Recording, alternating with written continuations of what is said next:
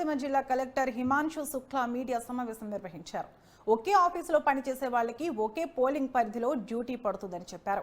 ఈసారి కొత్త feature తీసుకొచ్చామని, regular employees మీద ఫాల్స్ పెట్టడం జరిగిందని అన్నారు.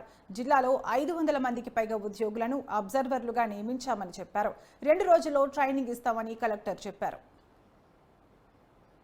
ఉంటే వాళ్ళ వర్కింగ్ కాన్స్టిట్యుయెన్సీలోనే వాళ్ళ డ్యూటీ పడుతుంది. దీంతో పాటు ఒకే ఆఫీస్లో పని చేసిన వాళ్ళు ఇద్దరికి ఒకే పోలింగ్ స్టేషన్లో కూడా డ్యూటీ పడుతుంది. అది కూడా ఈసారి కొత్త ఫీచర్ తీసుకోవడం రావడం జరిగింది.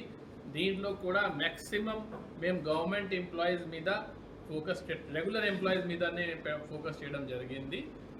లాస్ట్ మినిట్లో కొంత అంగన్వాడీ వర్కర్స్కి కూడా అప్రూవల్ వచ్చింది కాబట్టి వాళ్ళకి ఓపీఓ కింద వాడతాము. అది కూడా మ్యాక్సిమం ఒక విఎస్ ఎంప్లాయీస్ కూడా గ్రామ సచివాలయం, వార్డ్ సచివాలయంలో ప్రతి లొకేషన్కి ఒక మైక్రో అబ్జర్వర్ని కూడా పెట్టడం జరుగుతున్నాయి.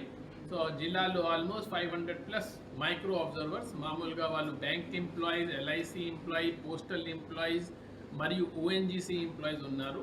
వాళ్ళని కూడా ఐడెంటిఫై చేయడం జరిగింది. రేపు నుండి 2 days జనరల్ అబ్జర్వర్ ఆధ్వర్యంలో వాళ్ళ ట్రైనింగ్ కూడా చేయడం జరుగుతుంది. ప్రతి సమస్య ఉన్న పోలింగ్ స్టేషన్లో ఒక జనరల్ అబ్జర్వర్ ఉంటారు. తర్వాత జిల్లాలో 50% పోలింగ్ స్టేషన్లో లైవ్ వెబ్కాస్టింగ్ కూడా జరుగుతుంది. ఇది ఉంటే వాళ్ళ వర్కింగ్ కాన్స్టిట్యుయెన్సీలోనే వాళ్ళ డ్యూటీ పడుతుంది.